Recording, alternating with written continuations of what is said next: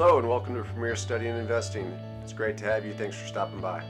I'm going to give a quick couple comments about the RFK Jr. hearing before the Congress Finance Committee. It was pretty much what I expected. I did not watch the whole thing, but my takeaway is that basically he's too smart. I mean, he's too smart and he has too much good information that they were not going to be able to move him off of his talking points. You can see share price now, midday, about 1 o'clock Eastern, is still under $24. So it wasn't a big move down, 0.5%.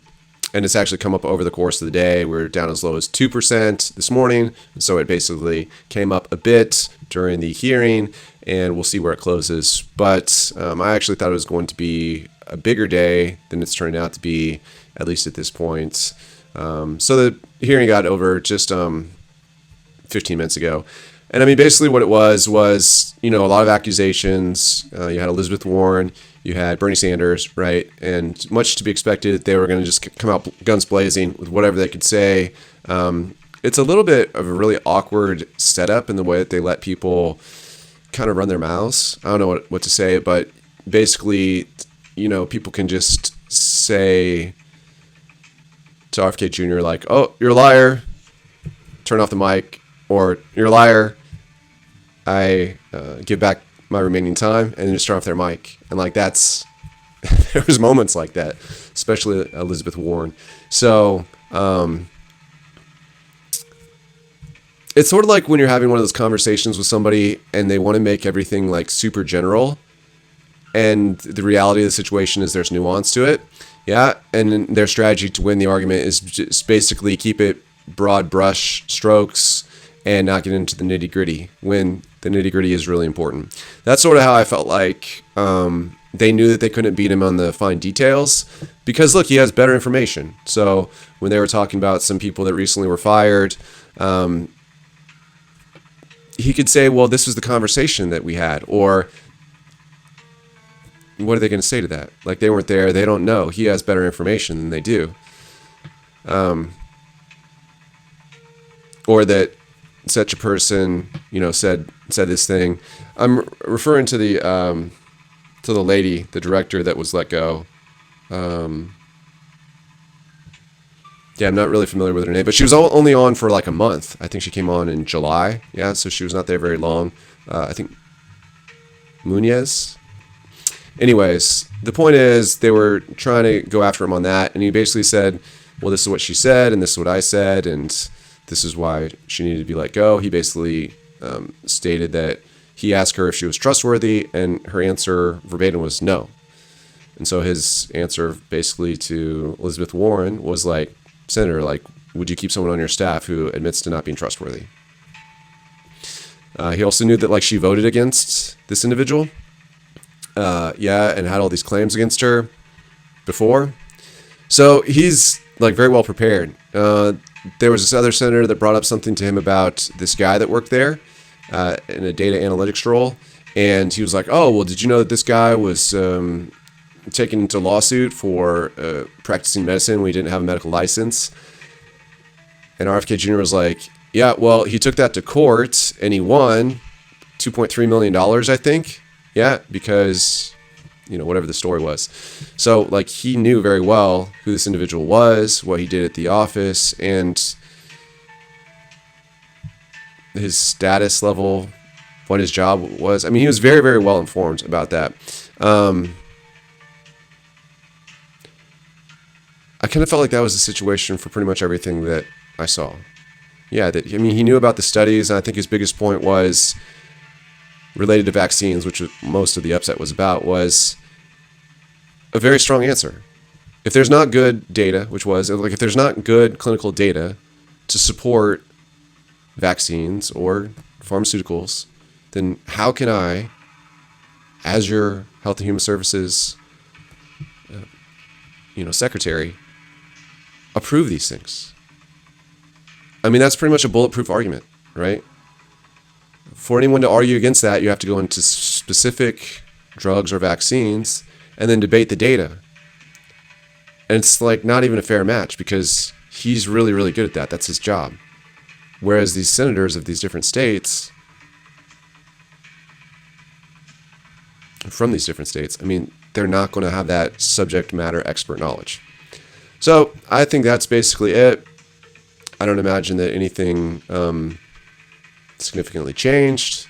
They brought him in. They put him under the firing squad. He stood his ground. Democrats are not going to like him. Republicans are going to like him. And then I think really the middle ground war is some of those stats from the Peter McCullough Foundation. And they have this doctor, I follow him on Facebook, but he basically reviews some of these studies that come out about Pfizer integration into kidneys and some of the 2025 data on children who are born to vaccinated mothers and all these really bad events. I'll probably try to find maybe that study and review it. But the truth is, like, there is a mountain of negative data against mRNA tech. So much so, in my opinion, that it was years ago that we didn't need to see anymore. Kevin McKernan talked to us about these things, and now it just really sits in the political realm. I think one of the things that's really interesting from a voter base, which I don't know how much of this is voter base dependent, but a stat, and it's just a stat, that 52% of Americans believe that they know someone who died related to the vaccine. Yeah, so as you continue to have less censorship and more people talk, and COVID is less and less of a severe disease, and more people have natural immunity, it's like this thing's going to be in trouble. I think the stock is in trouble. It's been in trouble. We don't see anything positive, despite the public shaming and tongue lashing that RFK Jr. received today. I mean, look at the price. Look at the chart. I mean, you're sitting here at a multiple bottom. You're sitting here where it's trading below book value. Book value per share is $24.13. It's trading below book. Break even with this weird cash break even that the company likes to use, isn't until 2028. I don't think that they're going to be able to get rid of RFK Jr. He's obviously been able to get rid of a lot of people over there. CDC, they cleared out the whole ACIP division, brought in, what's his name, Recep Levy, he has a tough name, Robert Malone. I don't read Robert Malone's Substack, but he does have one if you're interested in that. Obviously, he can't say that much now that he's in office or like working in the government. But I think you get my sense. Not going to make a lot of money either way. Do have $27 calls. Yeah, $27 calls. And have 22.50 puts. And right now we're just basically sitting in between those two numbers. But we have time on those contracts. Not a lot of time. But the next big news is the ACIP is set to make some announcements on the 18th of September. So the contracts that I just mentioned have a October 17th expiration date, which will give me that one month buffer that you'd like to have when it's kind of time to start unloading contracts. As the theta decay really starts to kill you with less than 30 days.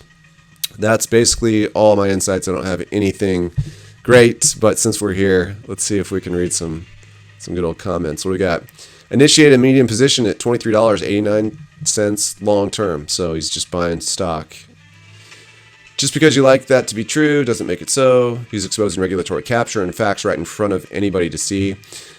So he did say that certain people were just lying. Yeah. Again, that individual that left, Munoz. I don't think that's her name. What's her name? Her name, the lady that I've been referring to that was fired, Susan Maneres. Basically, he said that she had lied, that she said to the press certain things that were not true. And he said that she lied. Yeah, he also said that there's like large organizations, healthcare organizations that have been captured by pharma. I mean, he said that. So it's not like he was just letting them roll over him. The only thing Democrats have left is insane shrieking, which on top is absolutely hilarious. Since when exactly. Democrats working for the corporations. Oh, yeah, right. Since the money freely flowed into their pockets. In no way, shape, or form is that even remotely close. He wiped the floor with that zombie from Oregon. He says we'll see $25.50. So that would be, what, $2 above where we are? $2.50 above where we are? Oh, we're at 24. That's $1.50 above where we are. RFK getting absolutely crushed. That's what one person says. Don't know why Americans are so obsessed with vaccines or fake vaccines like mRNA, quote-unquote, vaccines. See $5, maha. This is embarrassing. How can he survive this grilling? RFK is an idiot. He's be questioned right now. Listening live. RFK getting absolutely demolished. It's funny. mRNA, worst trade of my life. Anyway, that's basically it. All right. So, well, thanks for joining me. We'll talk to you guys next time.